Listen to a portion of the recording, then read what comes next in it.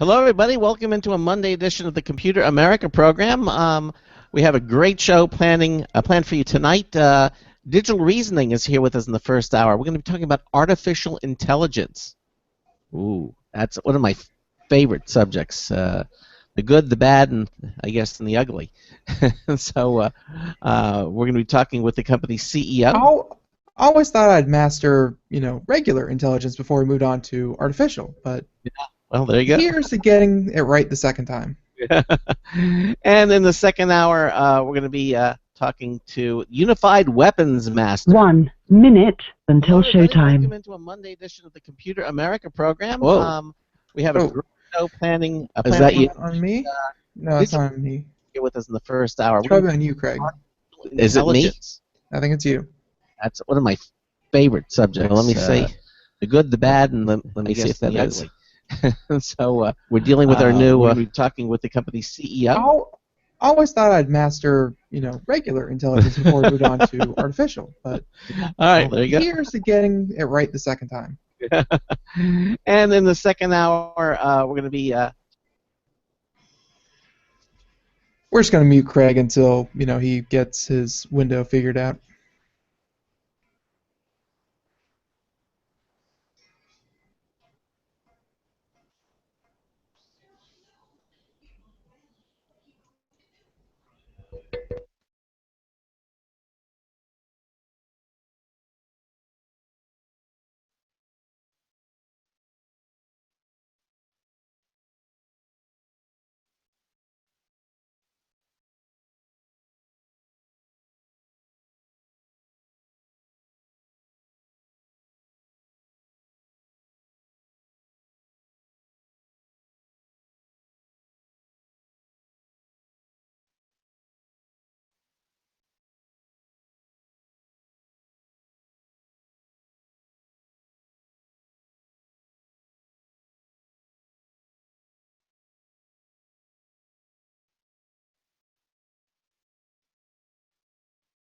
Around the world and coast to coast. And I'm your host, Craig Crossman. How about that mute button? And I'm your co-host, Ben. Well, we have a little technical things that we're doing, and welcome into a brand new version of the Computer America show. We've been promising it to you, and now we have our brand new Computer America website up and running. An auspicious moment as we get, and there's so many things to keep track of. But we are doing what we do, and again, welcome into a Monday edition of the Computer America program. We have, as I said, we have two very interesting guests for you. In the second hour of the show, we have Unified Weapons Master. Unified Weapons Master. They are going to talk about traditional martial arts weapons and allow real weapons-based combat to find out who the best of the best of the best is. Okay. Because long gone are the days where you can just swing a sword at someone, and if you take off an arm, I mean, that's just a sport. But unfortunately, we're a bit more ethical about the whole thing nowadays. And also in the first hour, we're going to be talking about artificial intelligence. Is it good? Is it bad? Is it different? What is it? We have Digital Reasoning CEO Tim Estes is here with us tonight, and we'll be discussing that topic with him momentarily. If you have a comment or question for us, please give us a call at 347-884-8881. That's 347-884-8881. I'll get you on and get you through. No more email. You can also join us in our chat room from our homepage at computeramerica.com. Right there, you'll see our brand new our website. All you have to do is just click on the Show Lounge or hover over Show Lounge, and you can go to the full screen chat if you want to, or just go into the Show Lounge. And you'll see our two things. You'll see our chat room, and you can just start typing away and say hello to everybody. We look forward to that. And also in the Show Lounge now is our live Computer America video stream. That's right. Not only can you listen to the show, you can watch Computer America right here on the program. So you can watch us, you can listen to us, And you can also join us in the chat room. It's all there on our new ComputerAmerica.com website. Noodle around a little bit, get familiar with it. I think you're going to have a lot of fun there. And look, it takes a little getting used to, and trust me, there's so much more that Ben and I have to do with it. We're really trying to make it very easy and very accessible to you. So please enjoy it, and we always also welcome your comments and suggestions. Again, 347-884-8881. So there you go. We have I see some of our Computer America regulars joining us here in the program and in the chat room. We look forward to that. I see some new people. We certainly invite you to join us. Anything else, Ben, that you want to talk about before we get started? No, not this week. Not like I want to talk about Mad Max, but obviously I'm gonna have to wait until this weekend to talk about it. But right now, no, I think we're good. Okay, well then, let's get right to our first hour guest. Okay, the company is called Digital Reasoning, and Digital Reasoning, according to them, creates technology that learns and gets smarter, with the goal of helping humans see the world more clearly so they can solve the world's toughest problems. Now, Digital Reasoning envisions a world where technology and humanity come together like never before, where software learns from interacting with people and becomes more valuable the more you use it. You see, it's called machine learning. It is basically all about helping computers learn from data to make more accurate predictions over time. It relies on repeatable statistical patterns to generalize from examples, and most machine learning systems are using a single algorithm to try to capture everything about the world. Digital Reasoning's software, however, incorporates a more human-like intelligence that uses a graph-based knowledge model to enable predictions based on a high-fidelity representation of context. Basically, in simple terms, what it says, it thinks more like people do. Now, is that something to worry about? We're going to find out. And like the human mind, their technology learns, adapts, and gets smarter over time. Okay? Now, joining us for what I believe will be a fascinating discussion is the CEO of Digital Reasoning, Tim Estes. Tim, hi. Welcome into the Computer America show. How are you? Great, Craig. Thanks for having me on. Ben, thanks. Nice to meet you. All right. Thanks for joining us. Absolutely. So, Glad to be here. Wow, I'm looking forward to this conversation. Artificial intelligence. I mean, this is what I've been ever since I started playing on my Apple II, and it was called Elijah, which was a psychologist program written really simple. It was actually done by some professor at MIT. But there's I don't even know basically where to begin. Except let's take from the news. So many people, so many luminaries like the Tesla CEO, Elon Musk, Stephen Hawking. Yeah, they're all saying, I think even Spielberg got thrown in there for some reason. Yeah, they're saying, artificial intelligence is going to be the last thing that we ever do, and it's going to undo us. Yeah, they're looking at it as a bad thing. I guess we should start off with the negative side of artificial intelligence. And why are all these very well informed individuals in our society saying this about? Have they seen too many movies about Skynet? I mean, what's going on? Well, it's interesting in that you got a couple of big deals, right? So it's in the popular culture right now, but there's a little bit of art imitating life because we're seeing some major breakthroughs, artificial intelligence.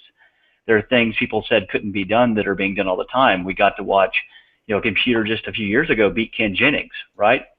So we're actually seeing a transformational time in the popular culture of seeing AI outperform human beings. I mean, it was just chess, 15 years ago with Deep Blue. And then with Watson, it's winning in Jeopardy. And we see, Google coming up with a cat detector where you feed it, millions of images into a computer, and it can tell you what a cat face is, and it was never told what a cat was. So it is a little bit spooky that way to see the quality of the advances. And one of the odd things is, and one of my favorite shows, which y'all haven't mentioned, is a show called Person of Interest. Do either of y'all watch that? I believe Craig is a fan. Yes. I'm a huge fan. Yes. I love it, and there's actually an odd degree of reality in the show, though not really. I won't say more than that, given who our customers are. But I will say that there is an interesting idea in that show, which I thought was ingenious, which is that in a post 9/11 world where information overload literally cost us thousands of lives, the wealthiest government on the face of the earth would invest tens of billions to hundreds of billions of dollars to figure out some way to connect all those dots, and you would end up with something that was more AI-like than anything that had come before it. It's an ingenious premise, right? Yeah. And actually, it's not entirely wrong, because Watson, for instance, came out of NSA research. Mhm. I mean, there are all these things that came out of research that were funded by the government. DARPA, we know, created the internet, and so you have all this ongoing process of the government trying to solve, massive needs, and digital reasoning is just one of those outcomes. We jokingly call ourselves the Darwinian outcome of billions of dollars in investment. We didn't spend billions of dollars in money to get here, but we learned from it. And I think Google, at the same time, is learning from billions of users. So what's different is a connected world is making the prospect of real AI closer and closer. Now, there's a whole messy conversation to get into about what real AI is and what just good automation is. Most software today has some AI in it at some level. But the kind of AI that's in the movies, the kind of AI that an Elon Musk is scared of, is when a computer can take an abstract goal, which is defined by its programmer, but not defined well enough to keep it from going haywire, right? And so I won't blow any Ultron plots, but I mean, that's just right in front of us right now. That's the constant story, is the creator doesn't think, the creator being a finite, fallible human being, doesn't think of all the edge cases as we talk about in programming. And one of the edge cases is, and one of my favorite but scary analogies is, the machine that's designed to be the best paperclip creator in the world. Have y'all heard about this one? No.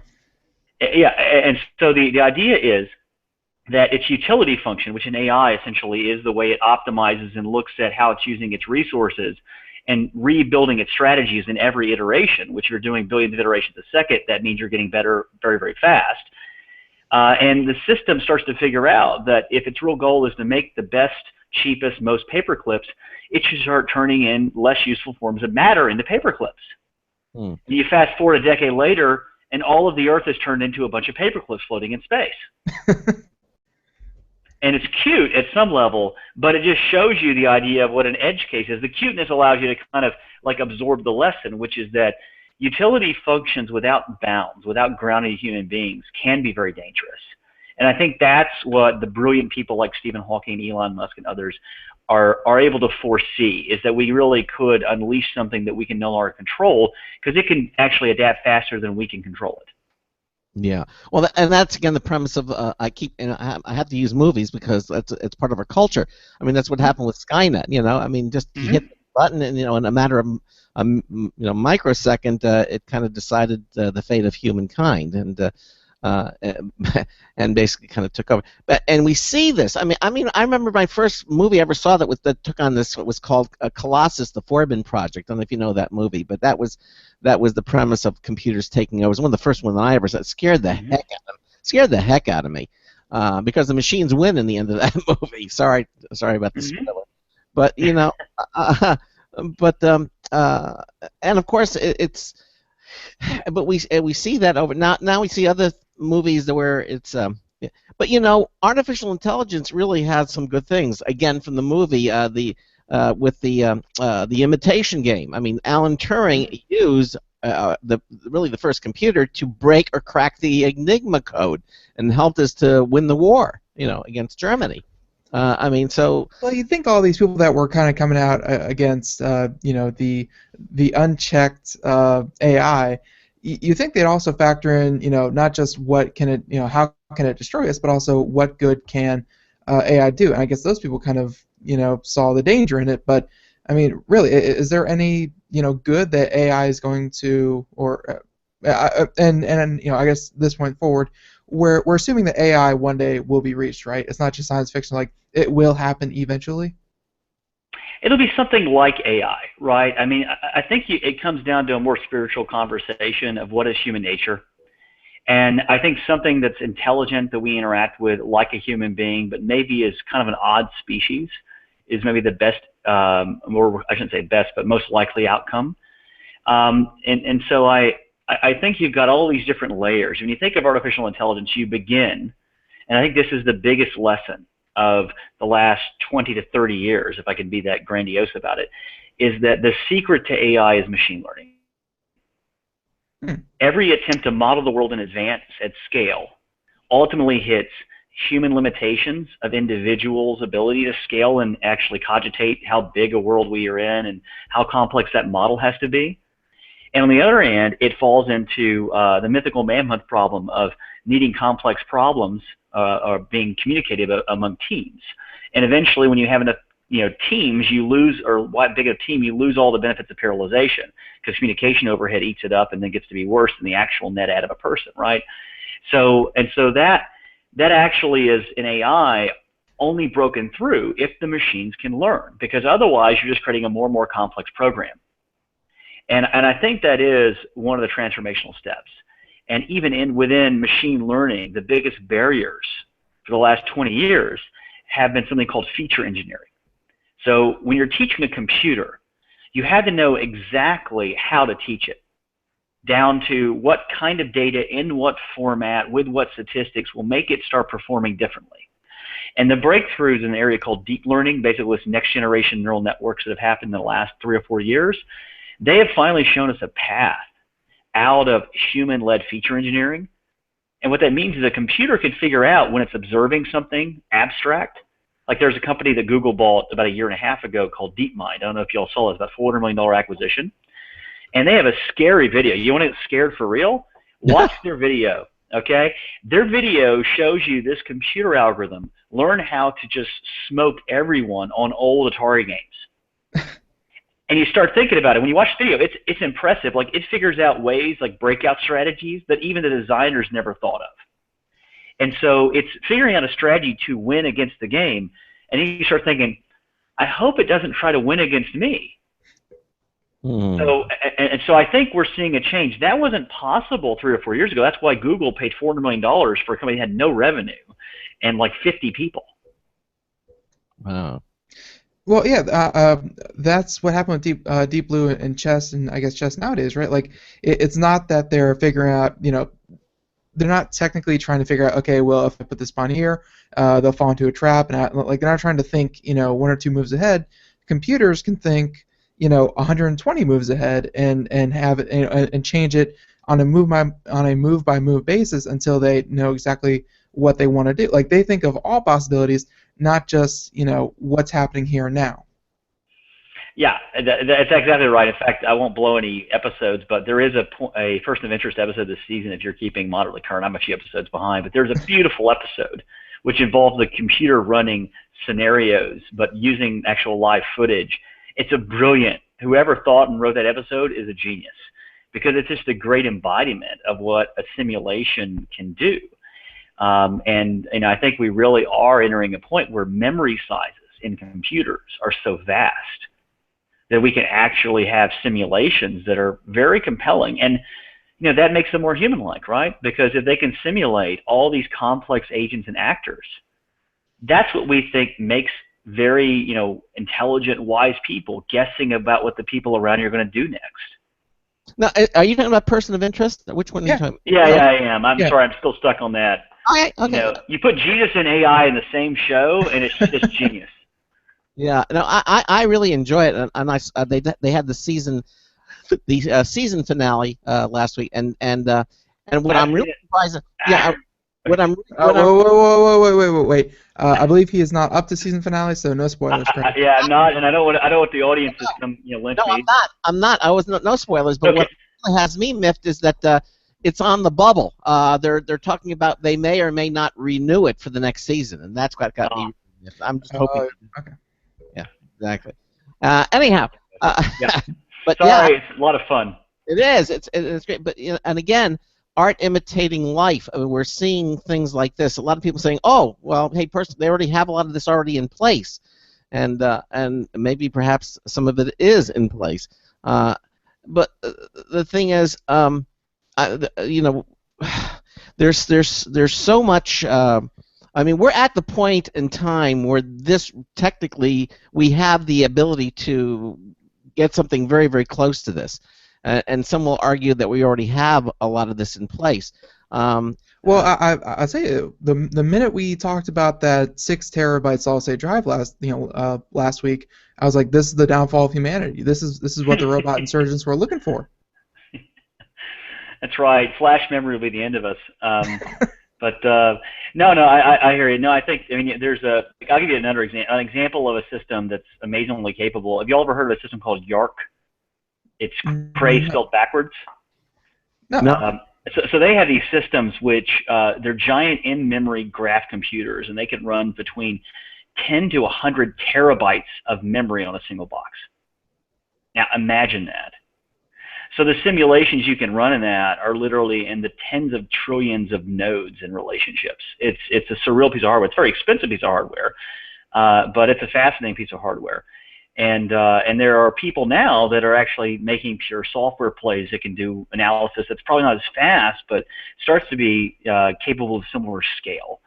So that's the other thing, is the ability. I would say machine learning. If I had to list, machine learning would be number one in the advances, and particularly the ability to do machine-driven feature engineering, meaning the human doesn't have to figure out how to teach the computer anymore. So it'd be able to learn more robustly. That's the biggest breakthrough of the last 10 years in this problem. The second one is really the children, the grandchildren, the great-grandchildren of MapReduce and Bigtable, the Google technologies that are behind Hadoop. That allow essentially you to string together many computers into the same common execution environment and resource allocation capability. So that means now you can run programs on millions of systems if you want to, like Google does, and you can dynamically program against that. So you take the Turing imitation game level countermeasure to the Enigma machine, and now you're talking about, instead of one system like that, an iPhone is probably billions of times more powerful than that system was. Now realize that my laptop I'm actually being interviewed on right now is probably 50 times to 200 times more powerful than my iPhone. A server is about 10 times more powerful than my laptop. It's getting big. Go ahead. And then put those servers, now put hundreds of thousands of them together into one platform. We're getting at that level into the compute power that's approaching the human brain in terms of the parallel compute capability. It's already faster, so computers are much faster in their compute capabilities than the human brain.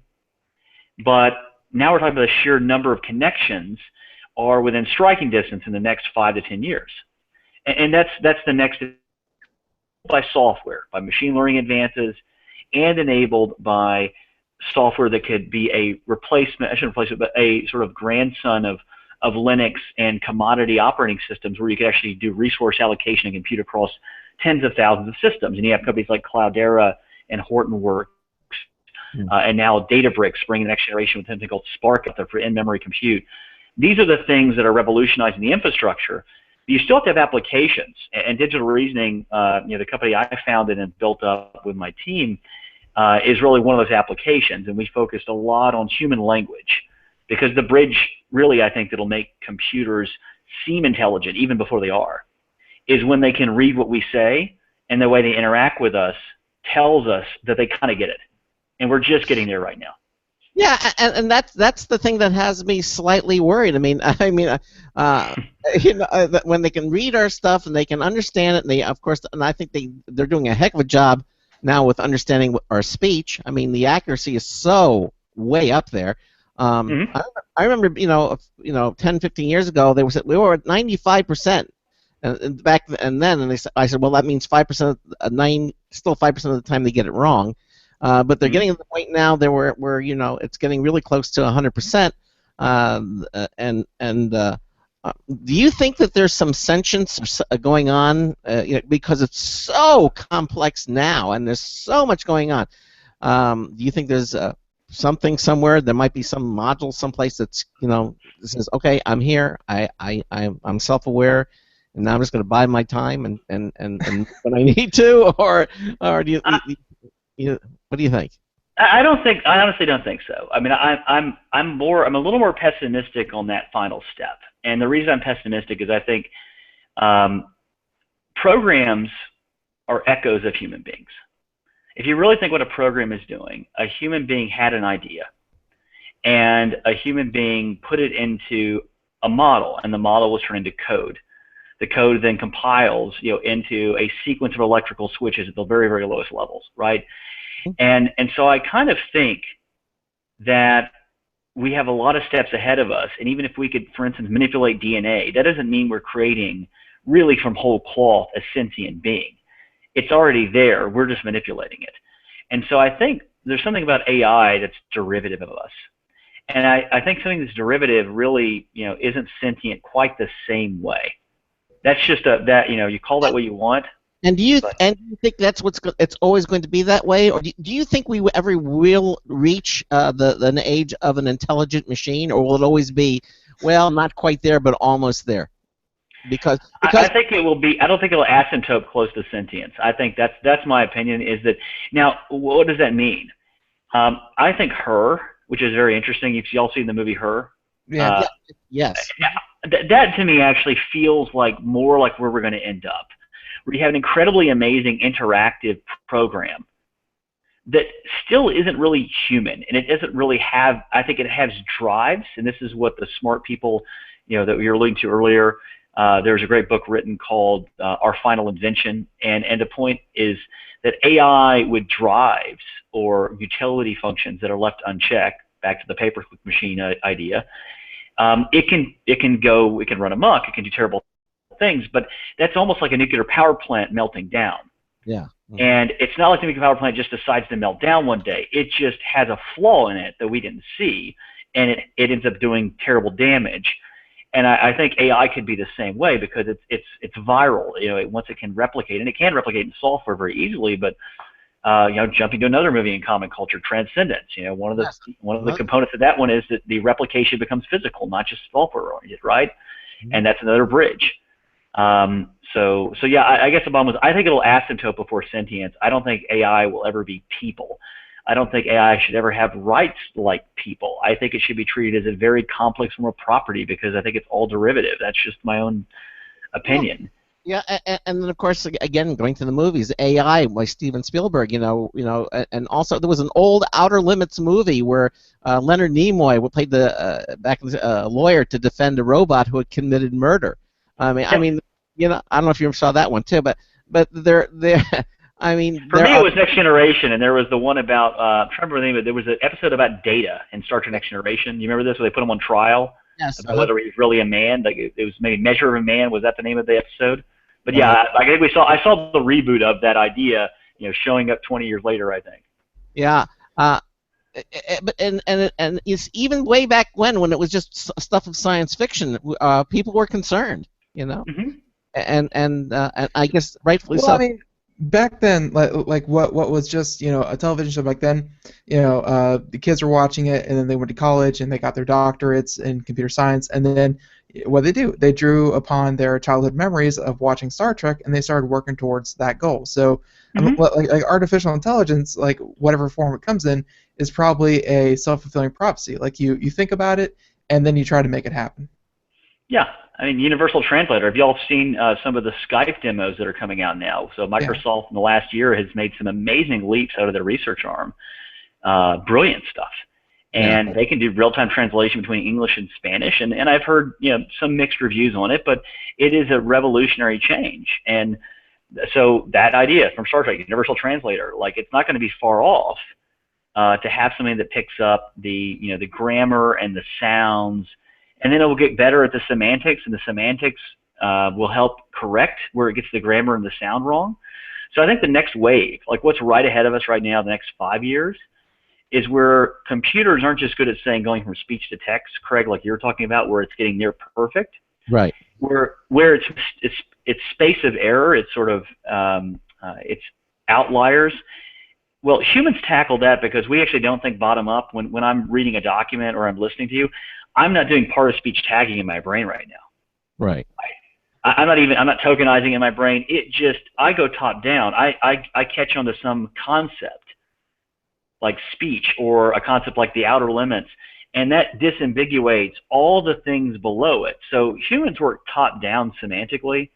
This is actually one where, I may not be the biggest fan of the idea of modeling the whole world, but one person that deserves a lot of credit for getting further than anyone ever has on this problem is a guy named Doug Linnett at Scicorp, which has the largest knowledge base that's been curated of anything in the world that I'm aware of for a computer, common sense knowledge and reasoning. I don't think in the end of the day that's going to hold up to something they can learn, but one of the fascinating things is building up the logic to be able to infer from common knowledge. And that's where we had been for a long time. Now the learning is just outstripping it. I wish we had several more hours to talk. Maybe I'm sure we're not going to get back to this, but I'm going to ask you more about digital reasoning. And hopefully, if you're available, I'd love to have you back on again and talk where we can talk about this more in depth. Because this is a favorite topic of mine, and I can go on with this for hours. We have a question in the chat room. One of our it will be coming right after my question when we come back from the hour. Okay, and it involves the movie Chappie. You're right, that's right. Because we're at the bottom of the hour, and we're going to have to take a commercial break. You're listening to Computer America Show. Our guest this hour is Digital Reasoning. 347-884-8881 is the number to get you on and get you through. We have a brand new News Tips Bullet review from Marty Winston coming up this hour as well as the second hour. We'll be right back. You're listening to the Computer America Show. We got our brand new website. Check it out at computeramerica.com. Please stay with us. Don't complain about your cable bill going up and up and up. Do something about it. Grab a pencil and jot down this special number, 1-866-663-MyTV. The more cable TV rates go up, the better digital satellite TV looks. So, disable the cable and get more of your favorite channels in 100% digital quality for less money. Call 1-866-663-MyTV right now to sign up for packages starting as low as $19.99 and up to 4 rooms. And there's no equipment to buy. That includes your free HD TV upgrade, your free DVR upgrade, and your free professional installation. And the best part, the pristine digital picture and sound. Call 1-866-663-MyTV. So, what are you waiting for? Pull out your major credit or debit card. Call 1-866-663-MyTV. 1-866-663-MyTV. Disable the cable, cut costs, and get more. Call 1-866-663-MyTV. 1-866-663-MyTV. Hi, this is Craig Crossman, host of the Computer America Show. You have important meetings to schedule. Your company's getting ready for its IPO, and you're in charge of the PTA fundraiser this month. So how do you coordinate everyone to be available at the same time? Are you still using emails, phone calls, even text messages to schedule meetings with a group of people? How's that working out for you? Not so great, huh? It's a fact that every day, millions of people suffer from scheduling headaches. Well, with Doodle, scheduling meetings with a group of people is quick and easy. With Doodle, you can easily propose available times to each member. Each one checks off the times that they're available, and then you simply pick the time that works best for the group, all in an easy-to-read display that integrates with your existing calendar. Nothing could be more simple. Give Doodle a try for free, and like millions of Doodle users, you'll truly see how easy it is to find the perfect date and time for all your meetings. That's www.doodle.com.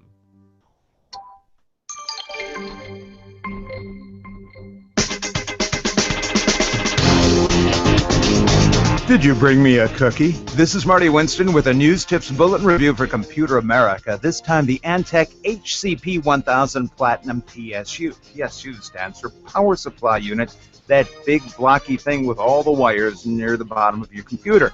And we're building a new system, and it's tough to calculate its total power need once we populate all the high-end slot cards, 64 gig of DDR4, a hot Intel CPU, an 8-drive array plus 2 other drives, and a dual-pump liquid cooler.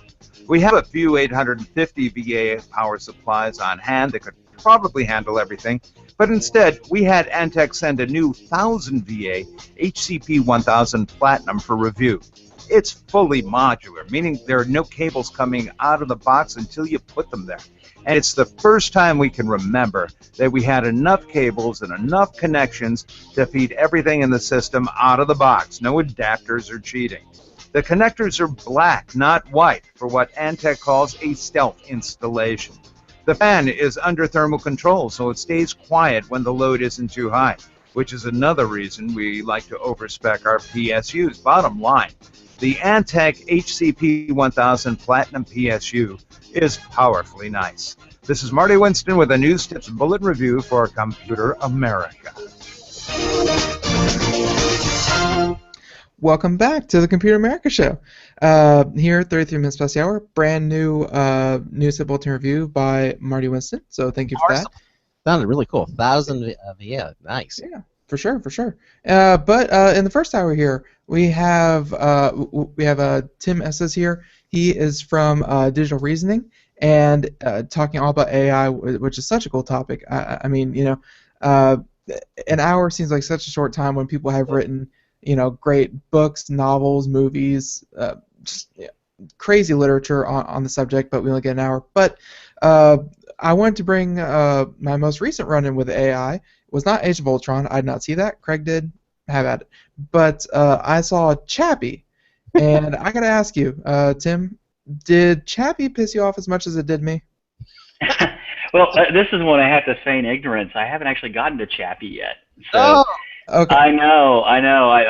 It's on my list. I got to Ultron. I'm honestly a huge Joss Whedon fan, so like that's close and near to my heart. As am I. Yeah. So I could probably quote some Buffy episodes, chapter and verse. I would only admit that on the show, Craig. But yeah, I have not seen Chappie yet, and it looked interesting. It did feel like, just watching the previews, like this was a robot Jar Jar Binks. Was I right or wrong? I mean, like it starts infantile and it kind of go, but it can like within like the space of like a week, it hyper accelerates to, you know, a fully aware adult. So it starts out very very childish and then grows up not really Jar Jar Binksy, just, you know, really child from the wrong side of the train tracks. But what made me mad was this robot Chappie was able to not just figure out AI, because he is AI. He was able to figure out in a broader sense what is consciousness. And I don't mind blank because I'm really, you know, whatever. But he's able to figure out consciousness by taking 4 PlayStation 4s and a laptop, probably like a Dell or something, and syncing them together, and then able to recreate a fully functioning version of consciousness of a person using, you know, PlayStations.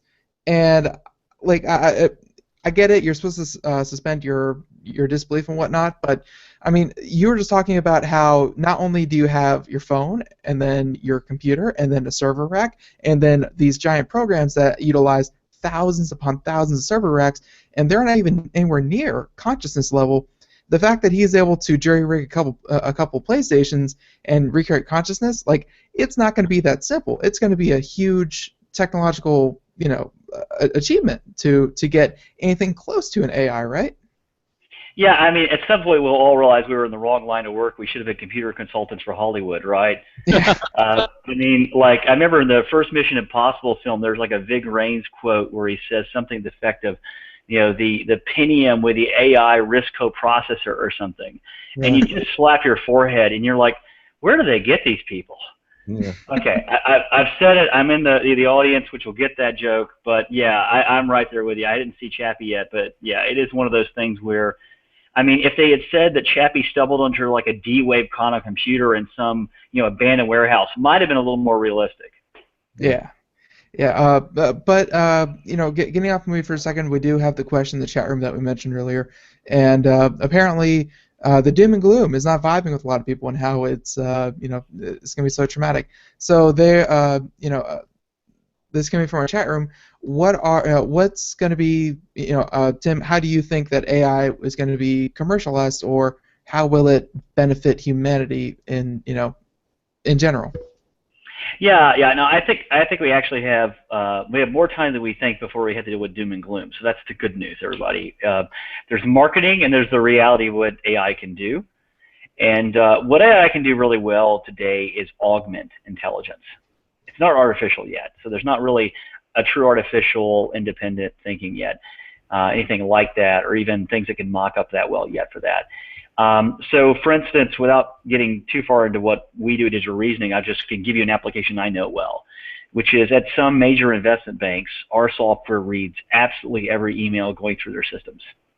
And what is it doing? It's looking for things like deal language, because they wanted to have a computer that could be taught how to find deal language in case proprietary or sensitive information was being given from one client in one group to another in an inappropriate fashion.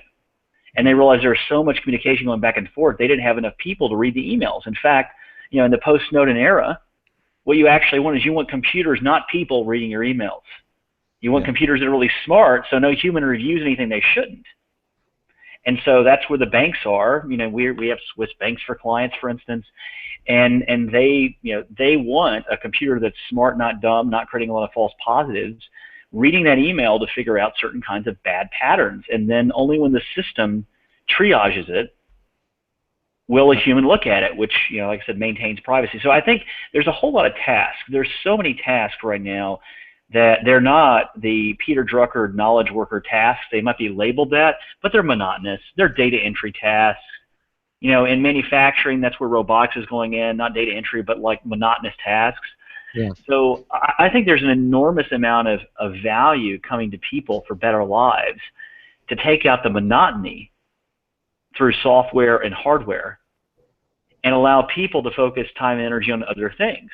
And I don't mean other things, i.e. unemployment. No, I'm not trying to load that thing. I mean where people can do things that are, more of an extension of their natural human nature, creativity, and not the monotonous things. Like you should have to, most of the things people do in data entry, you should give the computer a few examples, press a button, you should see it repeat what you just did and do it well, and you should just move on from that to something else. Like, what about a system that can look at all the facts coming out of doctor's notes and figure out what correlations we never put together before? That's worth human time. Adding codes from doctor's notes to good billing is not worth human time. It just isn't. Yeah. So there's a whole slew of things that we can do better on. I think that's where the technology is going today. So we're really not going to have thinking machines, at least maybe not in your or my lifetime. Or do you think? I mean, do you think it's beyond the human mind? There's the human mind can't design something that's better than itself. I mean, when it comes, we've already designed something faster than us. So I mean, I think it can be better in some ways. Yeah. But different. And I think within the next 20 years we're going to have something that interacts with us in a way that feels very human-like. But I think there'll just be something missing. Are we talking about the soul? Is that what we're talking about? Yeah, I mean, I'm a spiritual person, and I do think that there's something about human beings that is not just decomposable to atoms. I really believe that. And I think that it's not quite that simple either. I think that we naturally would create in silicon something that would have different properties than biology, and so it would be different for that reason too. So I think because of both, call it spiritual and material concerns, it will be different than us, and that's not a small thing. Yeah, I mean, so I mean, obviously, what Deep Blue was able to beat every grandmaster, but not because it was reasoning like a grandmaster. It was just doing things. It could do it so much faster and look at every potential move. I mean, I get that. So creating a machine that is it because we don't know what thinking is? We say I think, therefore I am. I mean, we can't quantify what thinking is. Is that it? Yeah, well, I could really bore the audience to death. I was a philosophy major, so I got it. I was always a geek, since I was playing Zork on the Commodore 64 is what got me started. Right? And you found work amazing. Yeah, yeah. But philosophy, yeah, mind is mind, and I really think that the mind. I don't believe necessarily the mind without the body is the same thing as the mind with the body. Mm. That's one key point. And I think that minds are not just programs, even though I think there's a lot of analogies to a mind in a program. So I think what we're doing is we're pulling analogies out that can be immensely complex. And if humans are the stuff such as dreams are made of in Shakespeare's language. Well, I think that our dreams turn into software. Well, I mean, the closest thing we have to emulating our mind is a computer. I mean, we can't take a potato and say, let's do that. So I think the only thing that we have, the only instrument. Only Elon Musk could do that. He can make a potato compute. I'm sure of it. Exactly. Yeah.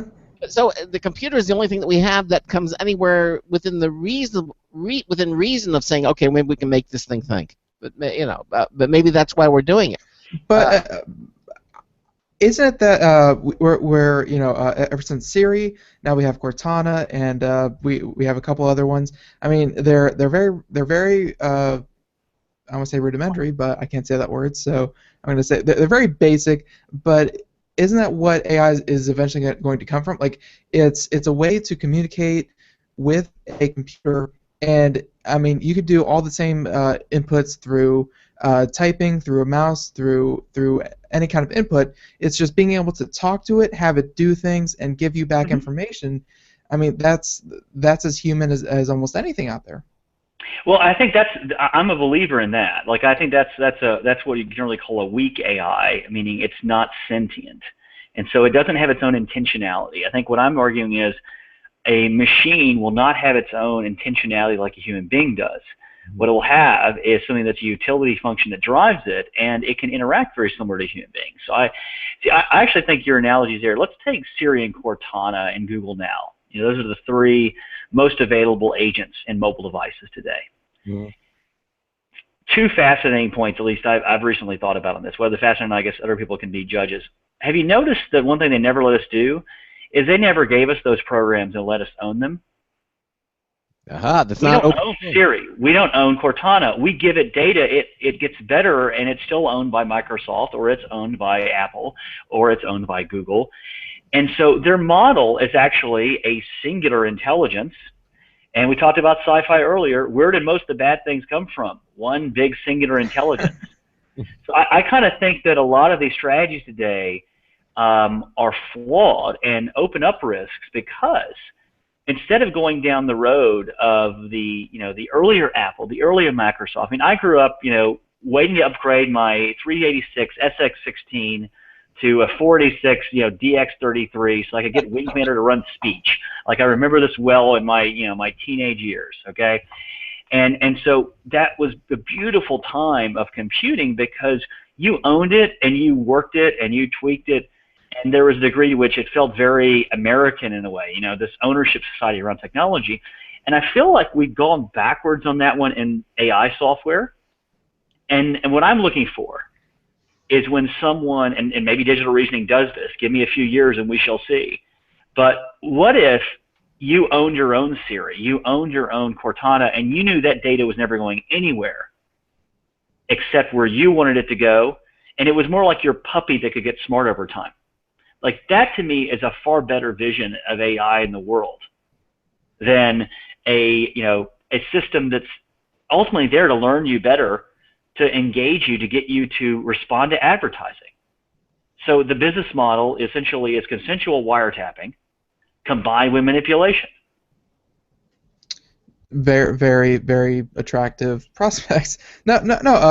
There have been. I wish I wrote down, or at least remembered, what the name of the special was, but of course it was on, like, the Science Channel. It was on Discovery, something like that, and it was something based on the future, and pretty much every person had their own AI that would follow them around. It gets assigned to them at birth, and it monitors. It becomes a health tracking. It becomes like a GPS in case they ever get lost. It becomes an emergency contact. It learns with them. It grows up with them. Pretty much, you get this one program when you're born, and then it has a physical a physical avatar that you can play with and interact with. But at the end of the day, it's just a program that knows you very, very well. Yeah, and I think that's to me one of the better visions of AI, and realistic ones. And so it's the one. I mean, in digital reasoning, it's closest to what I'm trying to execute with the team we have. But we're starting from where it's possible, which is, big agencies or big companies that have tons of compute that make that kind of intelligence in some areas possible. And what will happen is eventually, we're going to have, this thing here with 128 cores on it, and terabytes of memory, and that may be 5 years from now. And what kind of software can run on it then? So I think that what works for Goldman Sachs today may be running in our pockets in 5 years, or 10 years at the worst case, but probably 5. Mhm. And I think that actually is a much more compelling vision, I think. And I think it's a much more safe vision. I think, I mean, every time we've tried a massive command control structure in government, we've ended up with, very brutal people in power. And I don't feel like in capital it's all that different. You end up with enormous centralization, and you don't end up with people having the freedom to compete.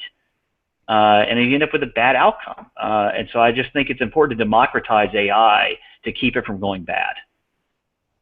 Yeah. So yeah, and we only have about 10 more minutes left. We need so much longer, but sorry to beat around the bush like this, but what exactly does digital reasoning do? Because we've been talking a lot about just the general philosophical stuff, but what exactly does your company do?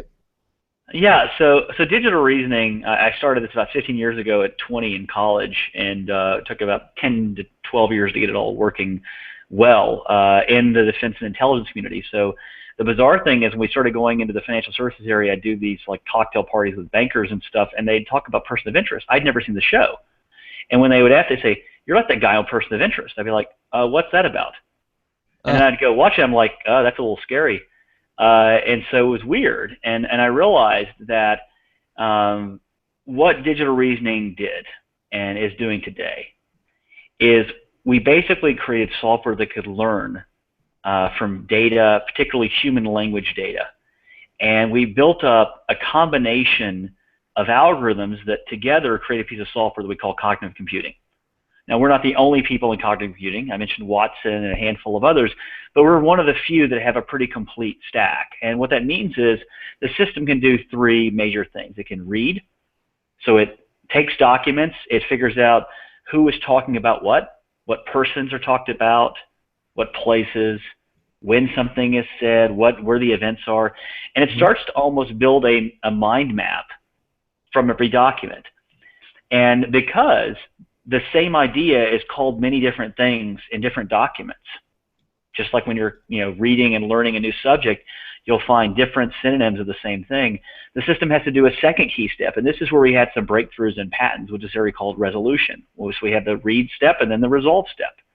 And the resolve step builds up this big connected network. And so I'll see these visualizations on person of interest, and they're really cool, but I'm like, that looks strangely familiar. And then you go to the next step, which is reasoning. And once you can build in the resolve step one graph, one knowledge graph of who talked to who about what when over time, how did it change, what are the emerging ideas, what are the trends, then you can do really fancy stuff like what's similar. That's the reasoning. And so you really have a chance to take human language data and end up with something that people can do things with at scale. So that was the other thing we really solved, was running this at enormous scale in the government and then moving it into banks, now starting to do things in healthcare. And because it's all based on machine learning, one of the real revolutionary things is we will be able to teach a computer how to spot really interesting things. We recently did a project, I won't be able to mention the company, but where some people in our group looked at radiology reports confidentially. I say our people. The software was taught how to read radiology reports. Wow. Doctor's notes. And it would pull out these things called incidentalomas, which are basically the things that you find in the report, like a lump or a nodule, and you weren't expecting it. You were just doing a prophylactic screening of sorts. And this can show signs of cancer years before it becomes manifest. Wow. And we found that what we had done actually created about, I think, over twice, maybe even 3 times as many new true positives in this data as anything that had been done with it before. So what that means is that there literally might be, in a large health system, tens of thousands of people where the data is there showing that they're going to have cancer in 2 years, and this could help catch it a year or 2 in advance in the notes. Wow. And that's the kind of stuff that makes us get up every morning at Digital Reasoning. It's the kind of stuff like we do that. We work with Ashton Kutcher's charity called Thorn, and that helps go, and we use it to find child sex traffickers online. We've helped, been involved in people busting, people trafficking little girls. That's what makes us get up in the morning. And so Digital Reasoning, it was built in a post 9/11 world so that would never happen again. And no little company can ensure that, but we can all play our role. And then ironically, our second wave of use was in downtown New York also, which was the banks in the post-2008 crisis having to put in very new systems that would make sense of this data so they wouldn't have people behaving badly again and cost the companies and the world billions of dollars. And now we see the next great moral use, which is doing it in healthcare to connect all these doctors' notes into something. So it's been a fun ride. We're growing rapidly. We got some investment last year from Goldman Sachs and Credit Suisse, so they saw what they could do, and they said we want to own part of that, like the Remington commercial. And so we just really have we've had a good run of it, and it's just every week I get to see some great stuff the team comes up with. Wow. So that's your favorite part of being a CEO and a founder is seeing. We call our team members reasoners. So we have a bunch of reasoners, and they like to make a difference on hard problems. They're curious. The unofficial tagline is humble yet fierce. And we've attracted some great people from all over the world to Nashville, and even living in cities like DC, New York, and London. So we're now all over the world. And a prerequisite for being an employee of Digital Reasoning is they have to see all these movies on AI. Well, we have a little more diversity than that. We have a good assortment of alpha geeks. And I don't know what my screening would have been if I said they got to watch more than 20 Joss Whedon shows, but that would have been good for them too. Exactly. Can you really? We have about 2 minutes left. What's next for Digital Reasoning? What do you see in the future, in the next 5 years or whatever? Well, yeah. At this speed, we're growing I think 6 months in a year at a time. But I think what we're going to do is we're going to take our best shot at democratizing this stuff. We're going to see if there's part of what we're doing we can make available to everybody. So we're working on that right now. And imagine if you had something you could download and teach it to read stuff and actually use it for some stuff. We thought that would be pretty cool. So we might have something to say about that. It may take us a year, it may take us less time, it may take us more time. It's not an easy thing to take it from thousands of computers at a government group or hundreds at a bank and make it run on a desktop. But that's something interesting to us. And anyone who's used search either in Apple or Microsoft knows how bad that really is. So it can do better. So I think that's an area we'd like to get into. I think going into healthcare is a big thing for us, and that's definitely what's next for us is looking at that market too. So we have a lot of work to do, but I think we want to move to a system which people can trust their own private data in, and it can learn about them. That show that was mentioned earlier, Ben, by you about that you could have something that would come to you either at birth or when you're young, and it would grow up with you and get smarter, and you could trust it. I'd love to see part of that be a reality. So maybe Digital Reasoning can make part of that reality over the next 5 years. Just throw it at the Linux community, and I'm sure they'll make it just that cool. Yeah, indeed. And when we have you back, give it a little time, we can talk some more about it, and maybe you'll have some new things. Obviously, things are going by leaps and bounds with Digital Reasoning, and certainly want to hear what's up next. Hey, listen, Tim, I want to thank you for taking the time to tell our audience about what it is that you're doing, and it's been a lot of fun talking about artificial intelligence with you. And again, let's have you back again soon. And again, thank you for being with us. Really, Craig, Ben, thank you so much for having me. I feel like a guest in your home, and this is a fun chat. We all should maybe we do this in person and go find a good movie to make our minds get blown or something. That'd be fun. That would do it too. Indeed. Tim, thanks again for being on the show. Have a good one. Good night. Absolutely. Thank you. All right. Bye-bye. All right. There he is again. Tim Estes, CEO of Digital Reasoning. And again, you can check them out at their website at digitalreasoning.com. It's just that simple. Or you can head over to our website at computeramerica.com, and you'll see right there on the page is a link to Digital Reasoning. We have it right up there on the home page. You can see it actually in a couple places there. So on our brand new website at computeramerica.com. I think for the first time that we've had it up officially, I'm just very, very pleased how smoothly everything is working, and we'll continue to. All right, coming up in the second hour. Who's not privy to behind the scenes? It's been running smoothly the entire time. It's been the smoothest transition of any website we have ever done, I must say. Again, that's only if you don't know what's really going on back here. Okay, If coming you up. don't see the fire, we're okay. Coming up in the next hour, Unified Weapons Master is going to be here with us. A new combat sport and entertainment experience. This coming up on the heels of tomorrow, which is going to be our Gamer Tuesday show with Josh Boykin. He's going to be on the program tomorrow night. Like, there's gaming, and then there's what these guys do, and it's like what they're proposing is like a sport. Like, yeah. I could not do what these guys are proposing, which is of course not the point. Yeah, exactly. Anyway, we're going to have the company's CEO, David Seiden, on the program talking about this as well, coming up in the next hour. Again, we encourage you to go to our website at computeramerica.com and just kind of noodle around on the website and see everything what we're doing on the website. There's all kinds of information there. You can see all the past shows, the current shows. We've got our show lounge, our Interact. We have our Logitech contest is up there. It's really simple. You can just go under the Interact, check out all the different options that are under the website. I mean, we really have a lot of things for you to check out.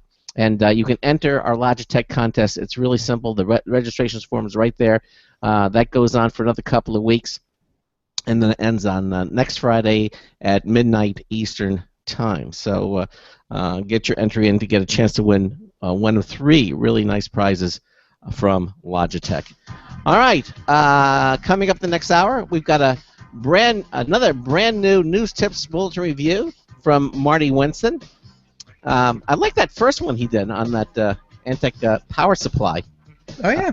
Yeah, and he always has some interesting things. And then we'll be back just in a moment with Hour 2 of the Computer America Show. Unified Weapons Master coming up next. Stay with us. Broadcasting live. It's the only national radio talk show on computers to air every weeknight. Computer America. Hosted by national columnist Craig Crossman. The first hour's behind us, but there's still more of tech news, tech talk, and your phone calls. We're being beamed nationwide at ComputerAmerica.com. You got computer problems? Bring them on. You're listening to Computer America.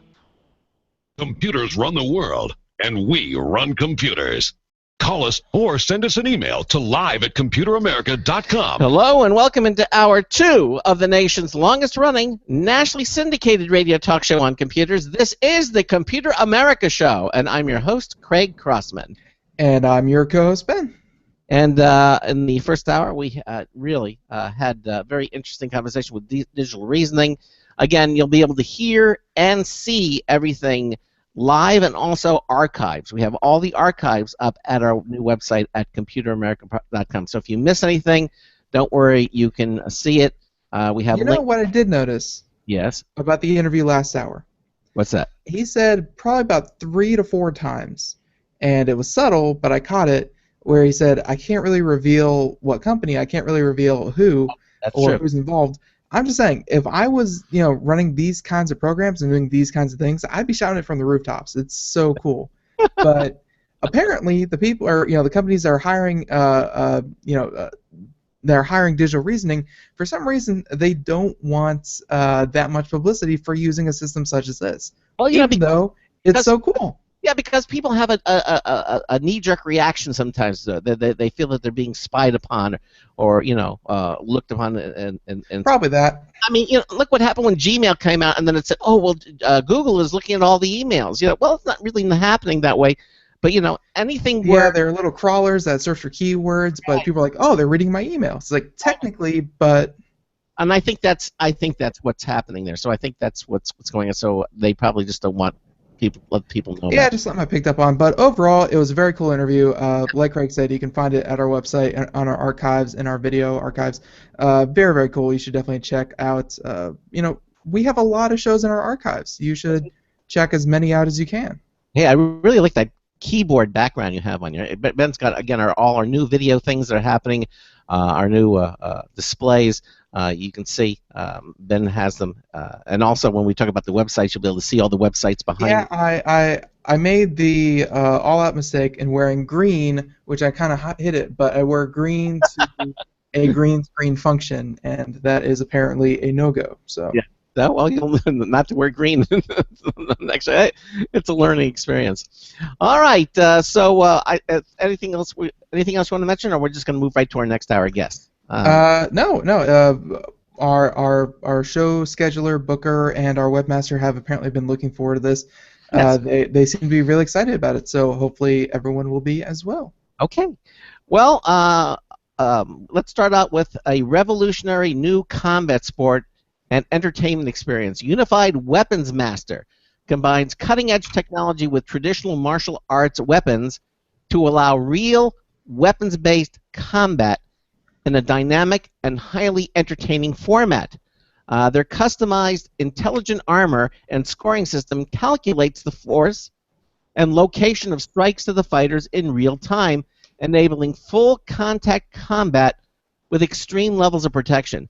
This means that for the first time ever, weapons-based martial arts experts from around the globe can compete against one another to determine who is the Unified Weapons Master. Now, joining us in this hour is the CEO of Unified Weapons Master, David Pisden. David, welcome into Computer America. How are you, sir? Craig, I'm very well, thank you. How are you? Okay. I detected an accent. Are you some place other than the? Are you not from America? Yeah, that's right. I'm talking to you from Sydney, Australia. It was that, and also that it's daylight out there. I figure it's gonna. Yeah, it's just gone 1 p.m. here. Yeah, exactly. No, Craig. They imported the sunlight. It's very expensive to do. Yes, exactly. So, and again, we're seeing examples of this combat. This is amazing stuff. I find, Ben is our consummate gamer, and as I said, tomorrow night we have our Gamer Tuesday. But it looks like you're really taking this to the actual physical level. I understand with what you're doing that you can allow experts in martial arts from different portions of the globe who never would normally have been able to compete with each other to truly find out who is the best of the best of the best with all these different martial arts techniques. Yeah, that's right, Craig. Yep. So the key thing that we've been solving with the Lorica is to allow these fighters to compete against each other and to know the outcome, so we can scientifically judge who would have killed who first or incapacitated who first. So the sensors that you mentioned earlier that are built into the suit measure the force and location of strikes to the armor in real time, and we have a medical database underpinning the scoring system. So we know how much force it takes to break a bone, to shatter the jaw, to knock someone out, and we can render that in real time for an audience. Traditionally, these weapons, they're designed to seriously injure or kill people. We take the lethality out of it, but can produce a highly entertaining form of combat sport and show what would have happened. Wow. So how many interns did you go through to get, how much force it takes to break a bone? Like, you had someone just sit there and just take the blows and like, oh yeah, Tim didn't stand well at all. He broke like 15 bones today. Yeah, it's funny you should say that, Ben, because the ultimate goal for us is to do an edged weapon simulation version of the scoring system. So the version that we're running now is called Blunt Trauma Simulation. That's the broken bones and knockouts and so forth. And the data set for the edge weapon version just doesn't exist. So the truth is we got the data from medical journals and a whole lot of published data, and that's all been cross-referenced. So we have medical data underpinning the way the scoring system works. But we would definitely be going through a few interns if we were to do the testing for the bladed version.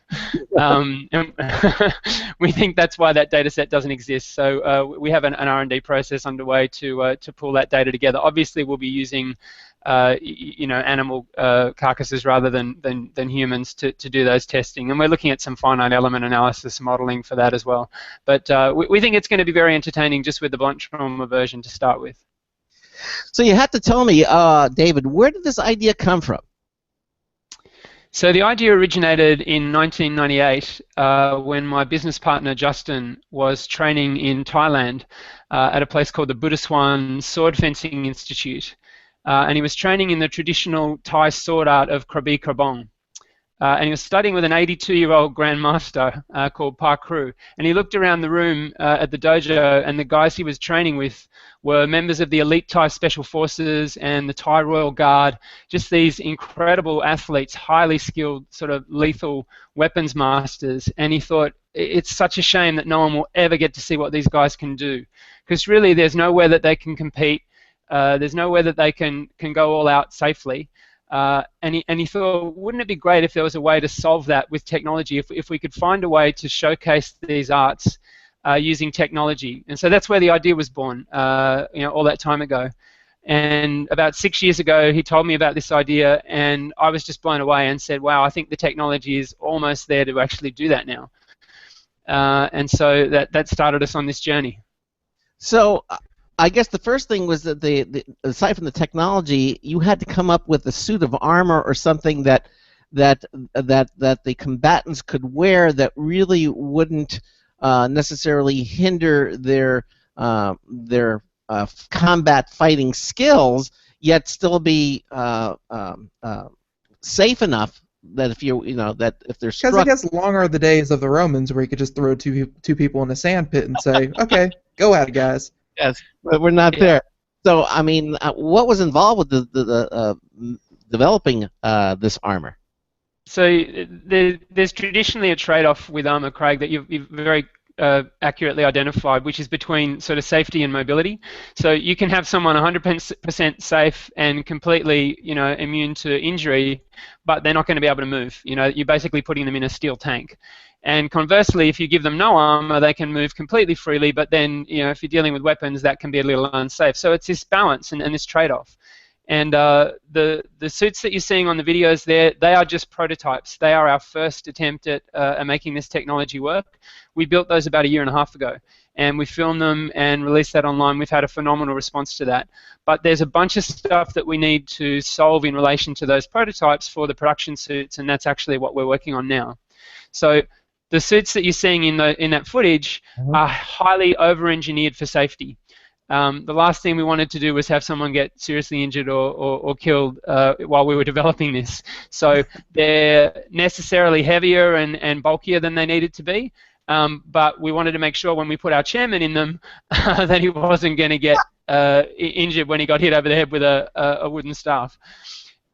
So the things that we're now solving, we put a lot of work into designing those. We looked at several thousand years of armor design, right up to modern combat armor for the military and for riot squads. We looked at motocross armor, ice hockey armor, lots of different types of body armor that are available now. And one of the key things that we've had to do that others haven't was to put all this electronics in there.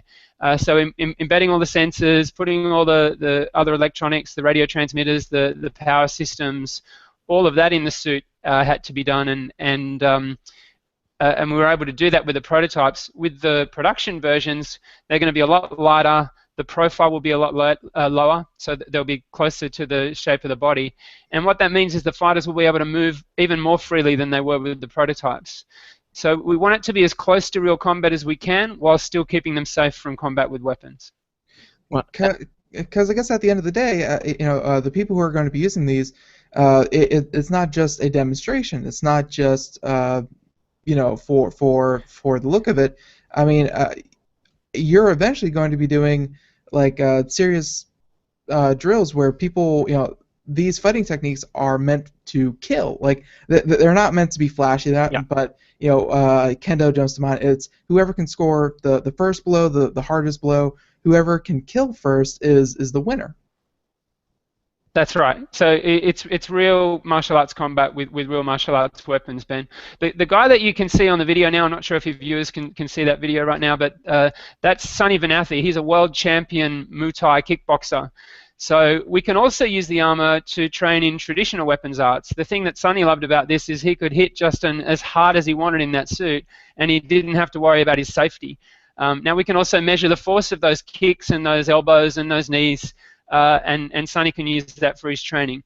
But the armor has actually been developed specifically for weapons-based combat, and as you say, Ben, it's those weapons are designed to seriously injure or kill people. So we have to make sure we've got it right. We're putting a lot of work into ensuring the safety, but also maximizing the mobility and the performance of the sensors and all the other technology that's in the suit. Yeah, and that's where we're at now.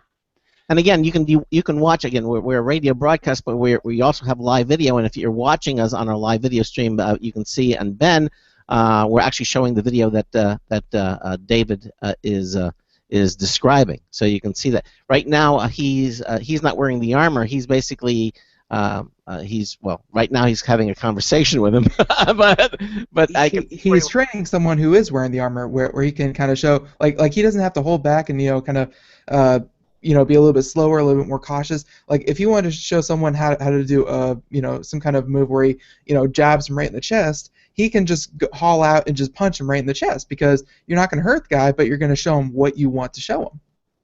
Yeah, and I think that's another thing, because one of these masters they're demonstrating it, but they're always pulling their punches. They can't go full force. Where here he's actually doing he doesn't have to pull his punches literally. He can go ahead and do it because the other gentleman's wearing this armor from Unified Weapons Master.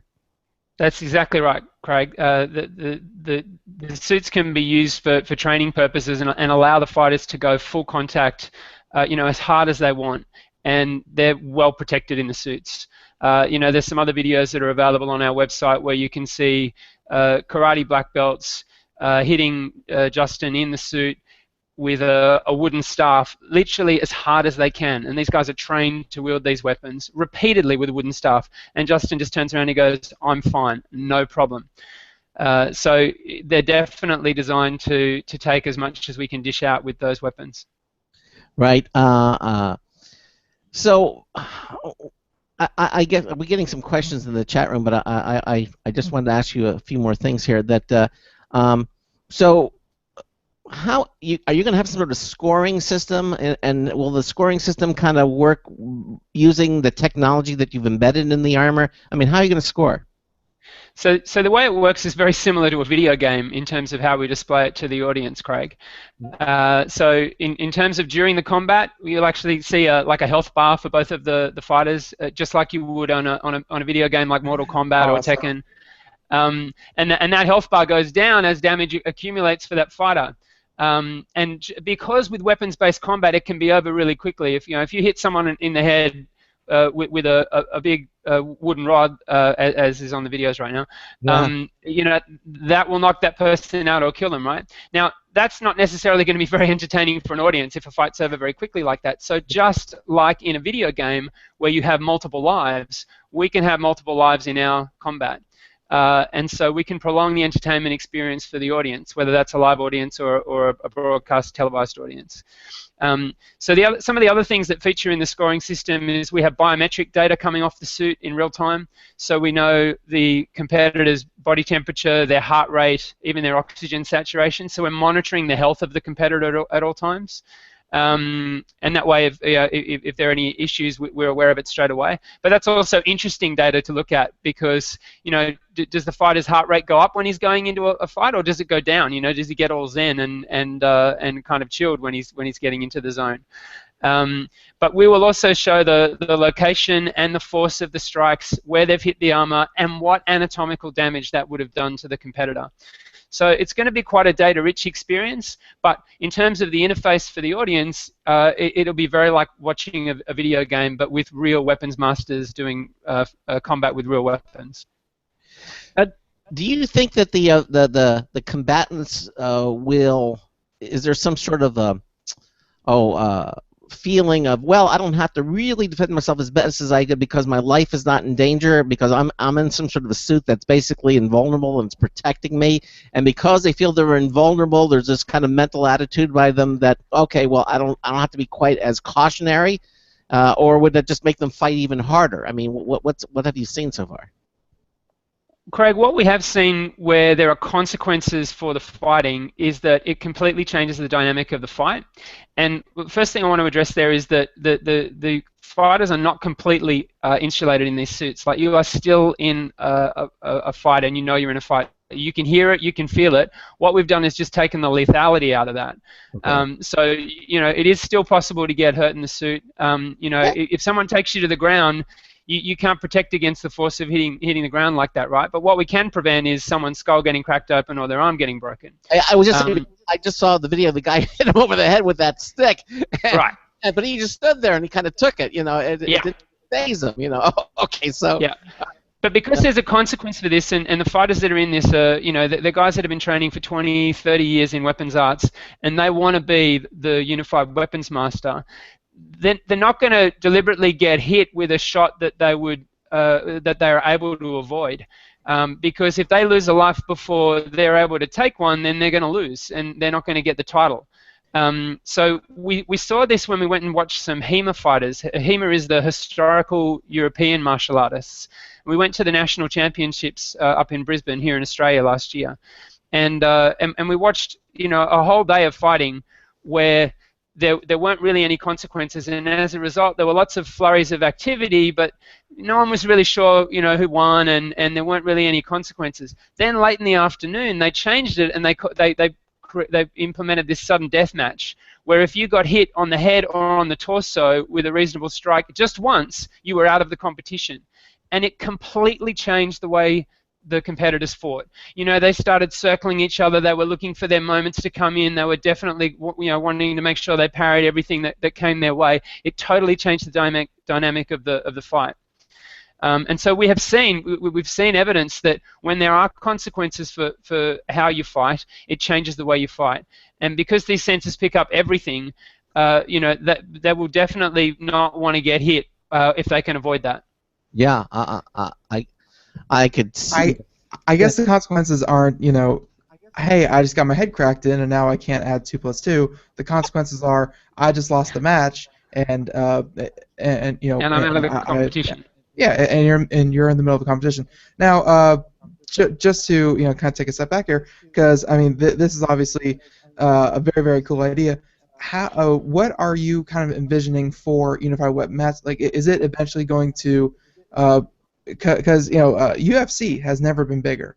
It used to be wrestling back in the 80s and 90s, boxing before that, and you could say that both of those are still huge. I mean, people fighting each other is awesome. It's very primal, and people like it. Are you going to take this unified weapon master and obviously with slicker suits, try to turn that into a television show, into a game, into what are you going to do with all this cool stuff? So all of the above, Ben. We want to create a single sport, a new sport, much like UFC did with mixed martial arts. The thing is, you can go to the pub on a Friday night and watch two guys beat the hell out of each other with their fists. There is nowhere in the world right now that you can go and watch two guys fighting with samurai swords. And we're going to change that. For the first time ever, you'll be able to see a samurai master fight a Chinese Shaolin staff master and find out who would win that fight for real. And we think there's going to be quite a bit of interest in that, So it's called Unified Weapons Master because there are 96 different weapons-based martial arts that are practiced around the world. And we want to bring all those together in a single competition.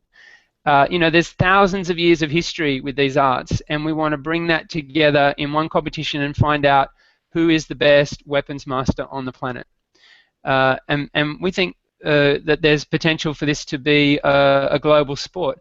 Our vision is to honor, preserve, and reignite interest in weapons-based martial arts. These arts have slowly been dying. I mean, I understand. I mean, I don't mean to cut you off, but the point is, you're right. I mean, if you're dealing, as you said, two guys, hitting each other. We have boxing and we have a full contact and everything, but there are no weapons involved. The fact when you have weapons, it's a whole different direction. And I know of no sanctioned fights where weapons are used because if you pull a knife in a UFC fight, that's the match right there. It's over. But if you pull a knife, they search you pretty thoroughly to make sure you're not carrying weapons into those fights, right? Yeah. One of our chatters says, there's a quote of the night, there's nowhere in the world you can go right now to see two people fight each other with samurai swords. We're going to change that, and that comes right from that, because and that's what this is all about. We're talking about weapons fighting.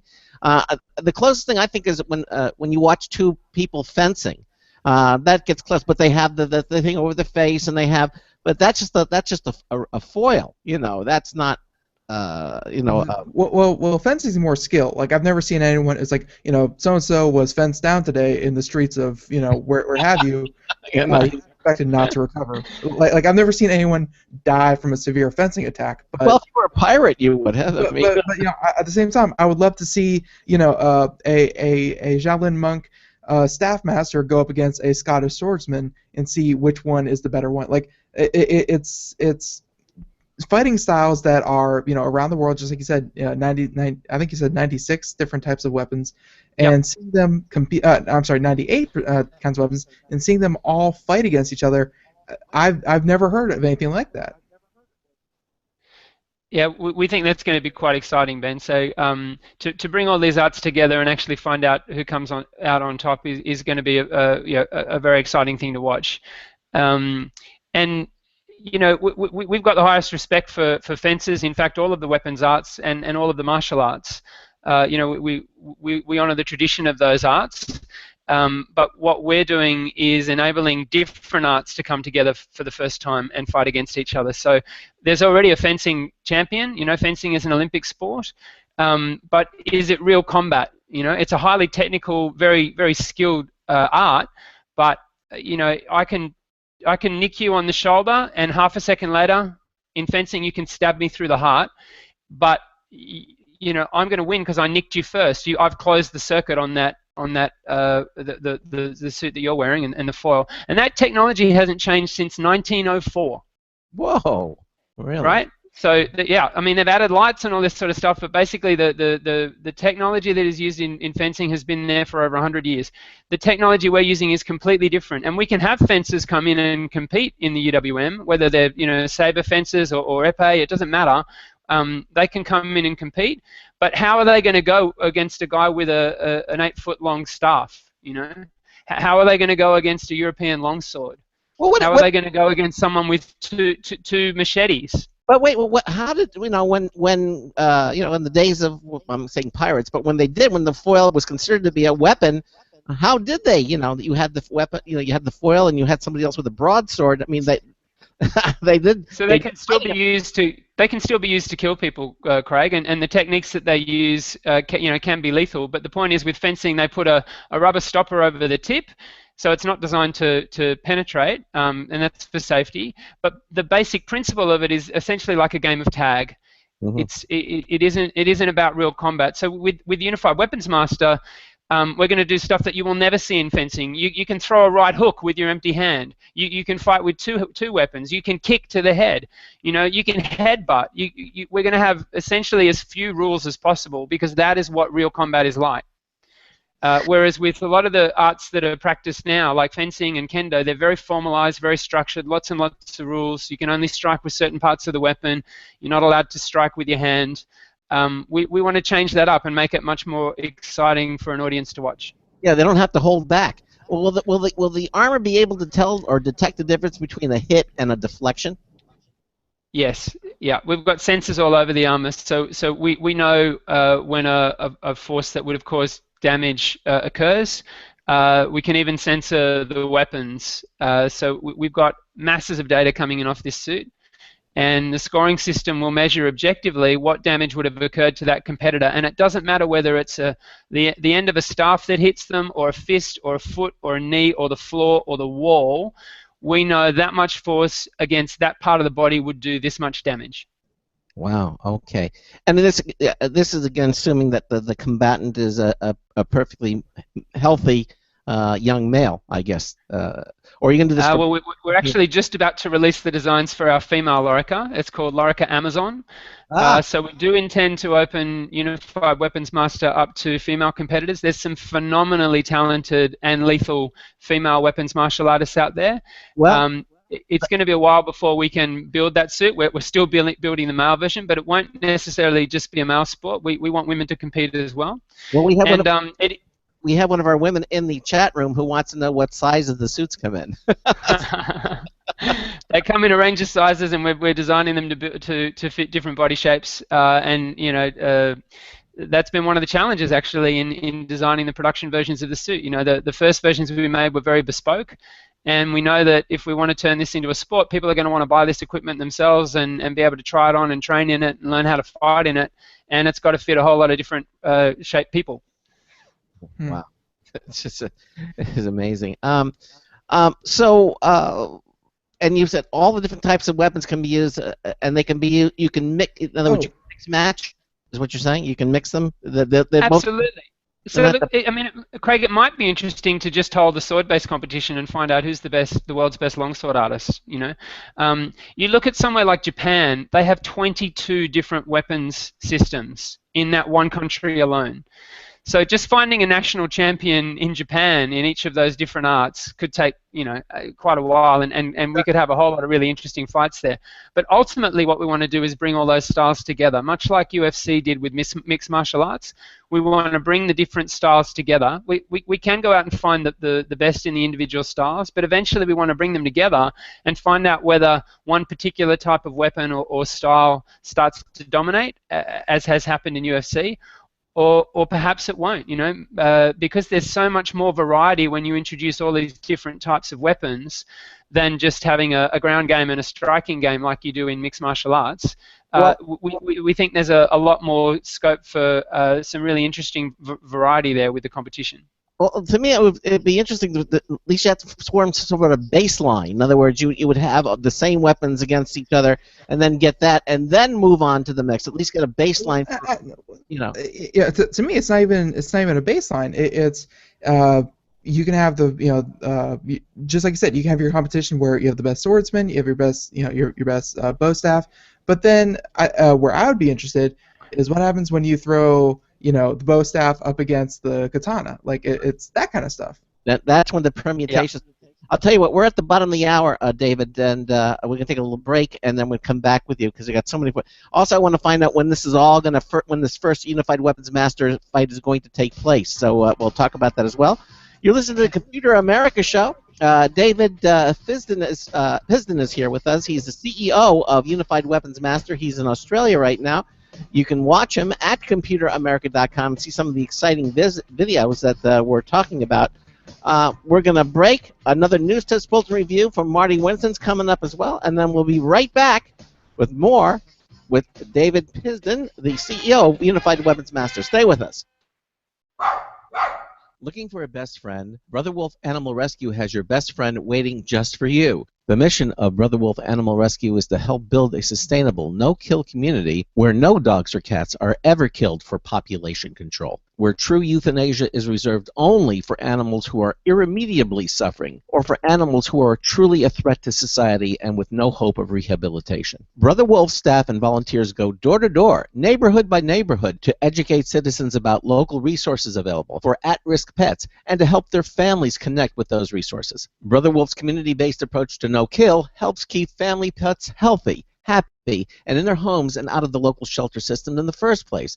For more information or to make a tax-deductible donation to this wonderful 501c3 organization, visit their website at www.bwar.org.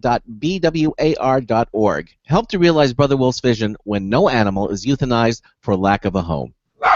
Who's a good boy? Hi, this is Craig Crossman, host of the Computer America Show. You have important meetings to schedule. Your company's getting ready for its IPO, and you're in charge of the PTA fundraiser this month. So how do you coordinate everyone to be available at the same time? Are you still using emails, phone calls, even text messages to schedule meetings with a group of people? How's that working out for you? Not so great, huh? It's a fact that every day, millions of people suffer from scheduling headaches. Well, with Doodle, scheduling meetings with a group of people is quick and easy. With Doodle, you can easily propose available times to each member. Each one checks off the times that they're available, and then you simply pick the time that works best for the group, all in an easy-to-read display that integrates with your existing calendar. Nothing could be more simple. Give Doodle a try for free, and like millions of Doodle users, you'll truly see how easy it is to find the perfect date and time for all your meetings. That's www.doodle.com.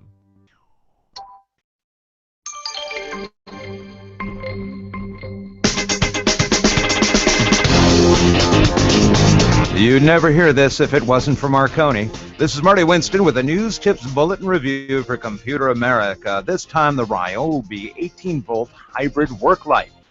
We love the benefits that come with LED lighting, so when we saw all the tweaks in the Ryobi P720 work light, we had to get it in for review. You can power it either by attaching an AC extension cord to its recessed plug prongs or by using a Ryobi 18-volt OnePlus battery there. Its extremely nimble stand has feet for standing, a J-hook for hanging from a rod or a hole, a mounting hole for hanging from a nail or screw head, legs shaped for hanging over studs or a fence, and a full-circle swivel to help direct the light. The light spreads 1,700 lumens broadly. It's hard to measure, but it seems to be 150 to 160 degrees of beam spread. It floods an entire work area, and its 20-watt emitter is rated for 50,000 hours. Bottom line, with so many ways you can station it, 2 ways to power it, and 1,700 lumens to spread in front of it, the Ryobi P720 dual power 20-watt LED work light makes it rare indeed to have to work in the dark. This is Marty Winston with a News Tips Bulletin Review for Computer America. 33 minutes past the hour in the second hour of the Computer America show. Welcome back, and yeah, we're talking to Mr. David Pisden here, and from Unified Weapon Master. Something that I'll be honest with you, I can't wait to see on TV one day. I've talked about UFC. Not the biggest fan. 2 guys punching each other senseless. I mean, I know people who like it, but throw a sword in there and I'm hooked because really, you know, boxing and that kind of thing. You know, 2 people getting in there with their fists. It's very primal. It's very basic. It's, you know, it appeals to the exact man in all of us. But weapons have been a long-standing tradition about, you know, which weapon is the best. If you sense, you know, if you have this kind of sword, now you have this kind of bow, now you have this kind of staff, now you have this kind of what have you, and it all kind of got pushed to the wayside as soon as the gun came out, because really, what are you going to do against a gun? It kind of negates all the history that went into weapon making. Well, I don't know. I can see 2 uniforms that are bulletproof, and you could have 2 guys fencing it up with AK weapons or something. No, that wouldn't work. Fencing it, so like hitting each other with guns? No, that's silly. But do you see this as a way to kind of bring back traditional weapons that really, you know, people have had no real incentive, because yeah, you could go into LARPing and that kind of thing, but really at the end of the day, you're just a sweaty nerd. But and yes, I'm guilty of that too. But there really has been no way of you know, with any sort of attraction, showing off your skills with a longsword, with a bow staff, with a nunchuck. Like, do you see this as a way to kind of bring back weapons? Yeah, Ben, that's very much what we're about. We want to honor, preserve, and reignite interest in weapons martial arts. It's interesting that you mentioned the invention of the gun and what that did to weapons arts.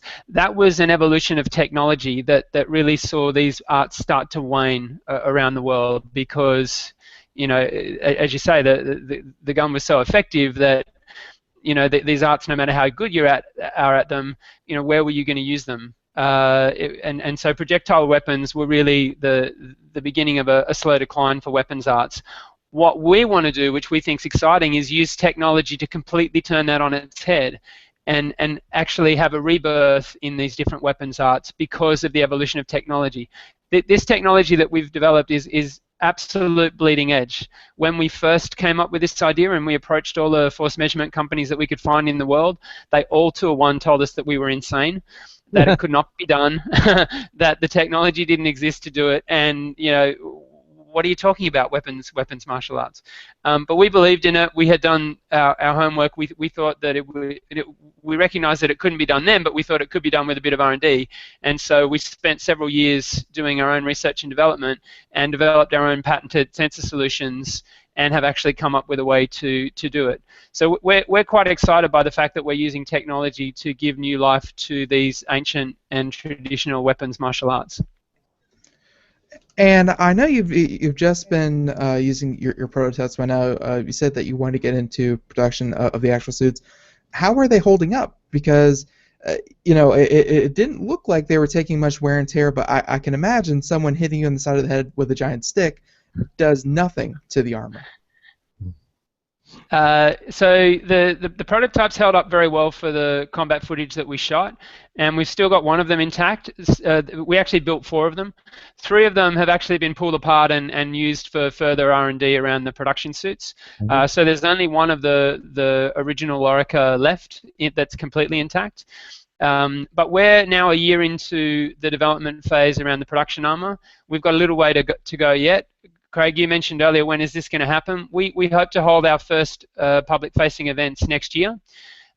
We've still got a way to go in terms of the development of the production versions of the armor. We're still working through a lot of the solutions that we mapped out at the end of the prototype phase. But we're hoping to hold our first competitions next year, and later on this year we'll be issuing a call to arms to find fighters from around the world who can fight in those first competitions. Well, let me ask you: have you done any research? I mean, Kevlar is was the bulletproof material, but now they're coming up with exotic materials that are like 10 times or 15 times stronger than Kevlar, but they're fabric, and resist lacerations of any kind.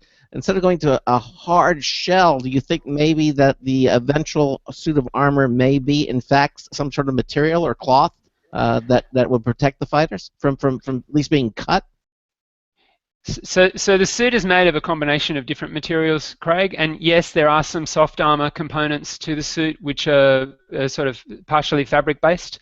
The areas of the suit that take the most damage, and really the ones that we need to protect the most around, though, they have a carbon fiber composite construction, and it's a very robust form of carbon fiber. They use it in aerospace and in Formula One. So it can take extremely high impacts and not sustain any damage. And partly that's a function of needing to protect them, and it's also the type of sensor solution that we're using in those really high impact areas. We need to use a hard shell armor.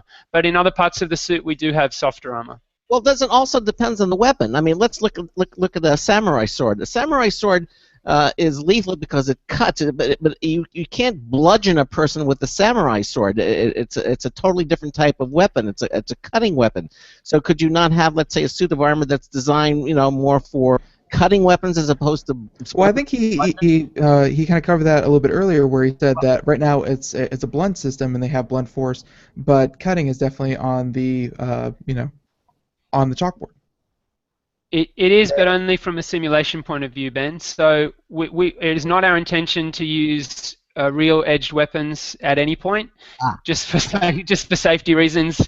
We're not going to put a real katana in a ring and risk that. But what we can do is, once we've got the data set for the edge weapon simulation, we can use a training version of a katana, like a bokken, but we can substitute the data from the impact that occurred with the blunt weapon with a sharp weapon, and we will know from the medical data how far that would have penetrated, what anatomical damage would have occurred. But that's an evolution of the scoring system. That's a little way away yet. What about a samurai sword? I mean, something with a cutting weapon. It would have no edge, but it would still be able to measure. This person was sliced, or he would. Correct. So all of the weapons that we use will be blunt, but we can do the scoring as if they were edged. Right. Exactly. Okay. But we can't do that right now. That's where it's going to evolve to. Right now, though, we can use blunt trauma data, and there are plenty of weapons that are designed to do serious damage and kill people that are blunt, and it'll be more than enough for us to start with our first competitions. Right. And the first competition you said is going to take place when, you think? Our first competitions will be next year in 2016. Later this year, we will be announcing a call to arms campaign where we're searching for warriors from around the world. We've been blown away with the response that we've had to date. We've had hundreds of applicants from all around the world, all different styles of arts, applying to be part of our events. But we will have a competition where we're getting the public and an expert panel of judges to judge videos of people, fighting and training in armor safely. And with their weapons, and from that we will pick a number of fighters to go through into our first competitions. Okay. That was my next. How do you qualify somebody who's obviously? I was just about to now your average New York street tough who thinks that he can wield nunchucks. That's different from someone who's actually from a some kind of organization or some kind of dojo or some kind of something with a system built up.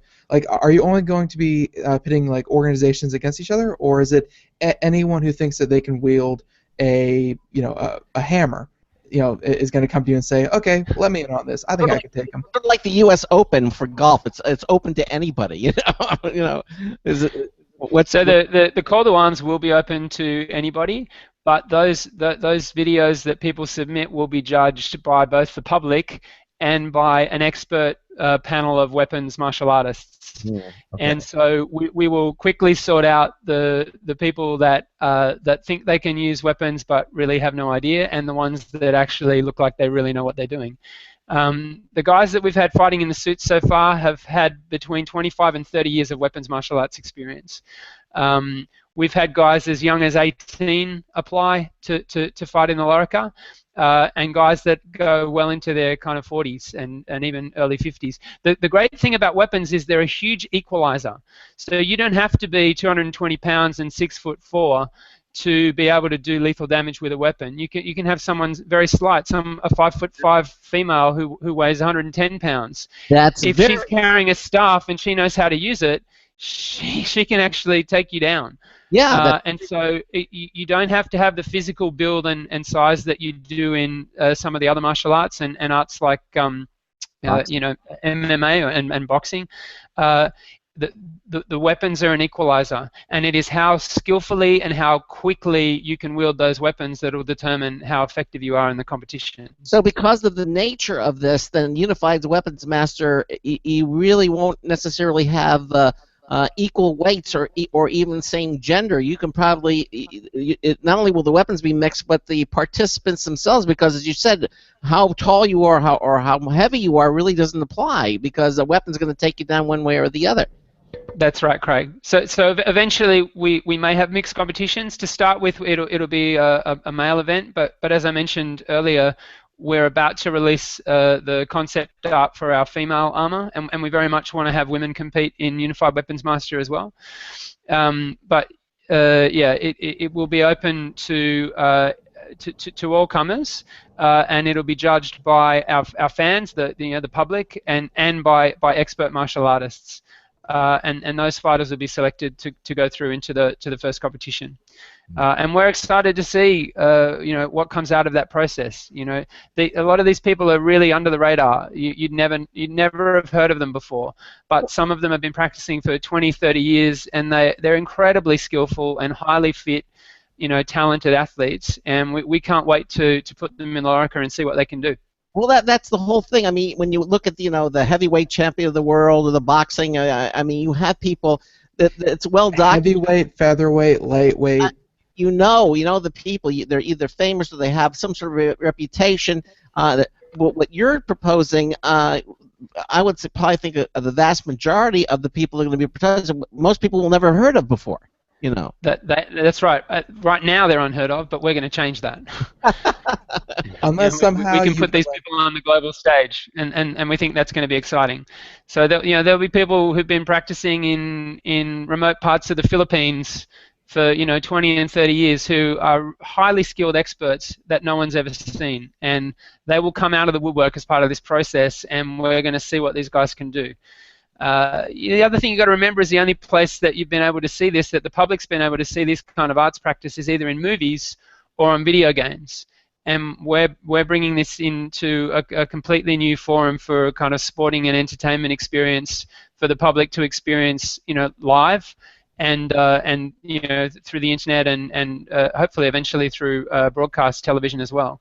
But for the first time, they'll be able to see these weapons masters compete for real, and we'll find out, who is all show and who can actually really do it.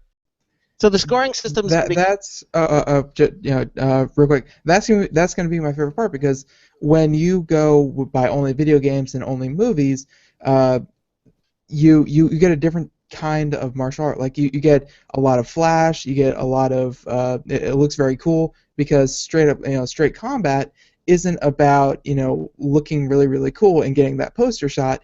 It's about taking down your opponent. Like I feel like they're going to be shocked in a good way to see how different a sword fight is in The Last Samurai compared to real life. It's going to be very different. Yeah. And the suits are going to be wireless, is correct. I mean, there's no cords or everything. All the information. No, that's all. Yep, all wireless. No wireless. And the viewers are going to be able to see what kind of a display do you envision of people who are there and people who are watching it on the internet? What kind of statistics are they going to actually be seeing? So the kind of stats that they'll see in real time, I mentioned it'll look a lot like a video game, so there'll be an intuitive understanding around the health score of the competitor, the number of lives they have, and so forth. In between rounds, though, we can pull up data on the number of knockout strikes, the total damage that competitor has inflicted, the average strike power, the number of head strikes, the number of body strikes, and the number of non-weapon strikes. So there's a bunch of data that we'll be able to sort of summarize between rounds to give people an understanding of what's going on. And then during the fight itself, we can actually do, like, let's say someone's knocked someone out or virtually killed them. There'll be a referee in the ring who can step in and give that fighter a standing 8 count. And while they're doing that, we can provide a super slow motion replay to the audience who's there at the arena to see actually what that technique was and how it struck that competitor. We can have expert commentators explaining that technique to the audience. So we'll start to educate people over time about different techniques and what actually works in different weapons arts. How many have you determined how many quote unquote rounds? I mean, like in boxing, they have 15 rounds. How do you determine how many rounds are going to be in a match? And is it going to differ from weapons to weapons? How do you do that? It's something we're going to experiment with, Craig. Initially, we're looking at a format of, say, 3 2-minute rounds. Very, very similar to a lot of other combat sports. Mm-hmm. It is very taxing fighting in the suit. You do have to be very fit. You're carrying around a fair bit of extra weight, and you're dealing with heat, and you're dealing with the stress of fighting someone who's trying to kill you. So I can't imagine it going 15 rounds, but certainly 3 2-minute rounds, 5 2-minute rounds. We're going to experiment with different formats. We'll also look at a first-to-kill format, mm-hmm. Where that you've only got one life, and if you lose it, that's it, it's over. But we think it may be more entertaining to give people 3 lives or 5 lives and allow that entertainment experience to be more prolonged. But these are things that we're all going to we're going to refine through a series of underground events and tests over the next sort of 12 months. Because we don't have all those answers yet. We actually need to put this on and do it in front of an audience and see what they like and what they don't like and what works, and basically we'll just continue to refine what we've got until we've got a really nice offering for people that people understand and that resonates with them. One of our chat room participants wants to know if they're going to ever have politicians fight it out. No, we're not going to put celebrities in there and have them smash each other. We've got plenty of serious weapons martial arts experts, true masters of the arts. We want to get through all of them before we think about putting any politicians in there. I've heard a few people say they'd like to put someone they know in there. That's just what I was thinking, though. It's like celebrity, but I was thinking somehow zombie Bruce Lee or Jackie Chan. Someone who is who has been trained, and yet you could still have, I don't want to say grudge matches, but celebrity matches with people who are actually skilled. Sure, that's possible, I guess. Yeah, we could do. You look at a celebrity like Steven Seagal, who was a seventh Dan. There are celebrities who actually do train in martial arts. So but I think a lot of the people who are going to really shine in this, people have never heard of, as we were saying before, and we want to find those people and turn them into heroes. Wow, that's amazing. So I'll tell you. So you've got the first fight coming in 2016, and can you just do a little bit of projection? What do you think next? What's next for you, WM?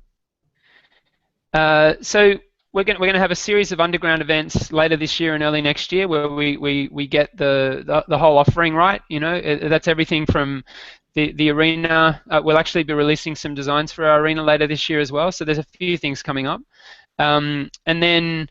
Once we've held that first event, you know, we're going to see how that goes, and hopefully we'll be able to attract a reasonable audience to that. And then we hope to hold a series of events in different countries all around the world to find national champions in those countries that we can bring together into a global competition. So there's a fairly long path ahead of us, but you know, we're excited about where we're at, our stage of development now. We're getting very close to being able to hold our first events. And we're kind of really looking forward to finishing these production suits and holding the first underground events and putting all this to the test. If by some chance there is a martial artist that's hearing the show tonight and they want to know where they can find out more about it, or if they want to put in their resume, if you will, to you, how do they do that? Okay, so if they want to find out more about it, they should go to our website, which is uwm.tv. So uwm.tv, and you can also go to our Facebook page, which is just Facebook.com/Unified Weapons Master. We post regularly on the Facebook page in terms of our stage of development. On the website, they can subscribe to our newsletter and get regular updates from us. We also have a Gladiator membership program for people who are really into this and want to support it. You know, they can pay 88 Australian dollars and become Gladiator members, and they get discounts at our shop, and they get VIP access to different events. They get priority access to ticketing to our first events. Wow. They get a range of exclusive merchandise. But yeah, if your listeners are interested in finding out more, they could hit the Facebook page, and if they like us, they could like us there. That would be great. That's just Facebook.com/Unified Weapons Master. And again, if you're listening to this and you don't have the place to write it down, just go to our website at computeramerica.com. Go to right there on our homepage. We have a link to the Unified Weapons Master webpage. It's right there. You can see it. We have the links to it in addition to the live video and the audio portion as well. So if you, as I said, if you're driving, whatever you're doing, you don't have a chance to write it out, just go to computeramerica.com and go to tonight's show, and you can see all the information. It'll be there for you as well. David, this is amazing stuff. We should have you back. Maybe on after you have your first match, or maybe a month or two before the first one comes up, and just can have you back and tell us how things are progressing. And obviously, sure, I'd love to do that, Craig. A lot of interest, and I want to thank you for being here on tonight's show. Very, very interesting, and best of luck to you. And I think you've got something that's really hasn't been done before. I mean, we've had hand-to-hand combats of all kind, boxing, wrestling, but never weapons, not like this. And I think that now these people who've been studying all their lives will actually be able to, see how good they really are in combat, in actual combat. You're making this available to them. Well, Craig, it's been a pleasure. Thanks very much for having me on your show. And thank you. Take care. Have a good evening. All right, thank you.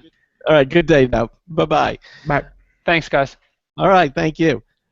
All right, there you go. I can't wait to catch my first Unified Weapons Master show on television. That's going to be awesome. Yeah, I think it's going to be too.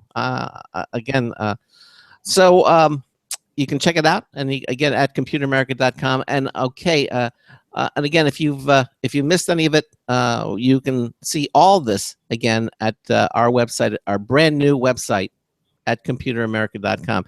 A couple of our regulars have gone to it. They really like it.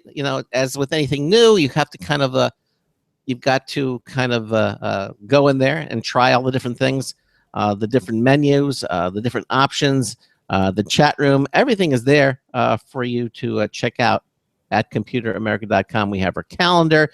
You can see is up now. You can see who's going to be on the show, not only for this week but for the next month. All of that is available. Now, coming up on tomorrow night's show, it's our Gamer Tuesday show.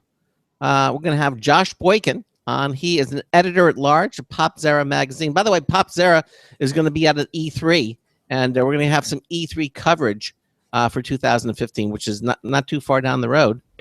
And he's going to be with us here. Now, some of the topics that we're going to be talking about is E3. The hype train has already left the gate. We'll talk about expectations, some of the games that we're going to be seeing out at E3, and maybe what potential train wrecks could be showing up there. Obviously, some very promising news coming out of E3. Yes, exactly. And also, we're going to talk about the creators of the Metal Gear Solid series have parted ways. We're going to talk about that, what's up with that. And also, Nintendo is creating mobile games and also theme park attractions. And we're going to talk about some of those topics as well. And that's all going to be on our Gamer Tuesday tomorrow, again, with Josh Boykin. So, Ben, what do you think of our website? Oh yeah, we have a new website. It's up. It's the first day that it's up. And what do I think about it? It needs some work, but it's a far cry from where we've come, from where we're going, and it's honestly, I like how everything or every show that we've had in the recent past is on the front page. Very accessible, yes. Nice big flashy banners, easy to find, and hopefully we can work a little bit on the transparency on how to get to the show. But as of right now, I think it looks amazing. Yeah, I know. It's interesting because I've seen a couple of comments that say, well, where do I find the stream? Well, it's 90 seconds. It's right there on the homepage, but sometimes you have to really point it out. So it's a work in progress. I think that it's incredible how well it's operated right now, and we'll just fine tune things so we get it exactly like we like it. But no website starts out perfectly. There's always going to be a little something. And again, thanks to our webmaster Aaron, who did a terrific. We interviewed him last Thursday, so if you're looking for what we're going for, check out last Thursday. Exactly. Yes, that's a very good point. And we're talking about where it is and where it's going, and some of the ideas that we have, and new things we're going to be adding as well. Again, I want to thank our guest, Mr. David Tisden, CEO of Unified Weapons Master, in the second hour. And again, our conversation on artificial intelligence with the CEO of Digital Reasoning, Tim Estes. Thanks to both of them again for being with us here.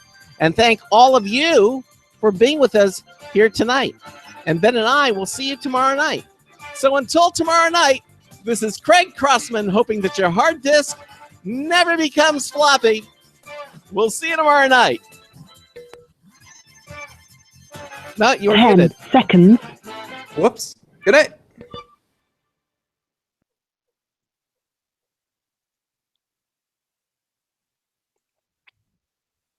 Thank you for using Blog Talk Radio. Goodbye. Okay, everybody, thanks again for watching us here on our first show with our brand new website. And we got our Gamer Tuesday tomorrow night. Thanks for being with us, and we'll see you tomorrow night. Have a good one. Bye-bye. Bye.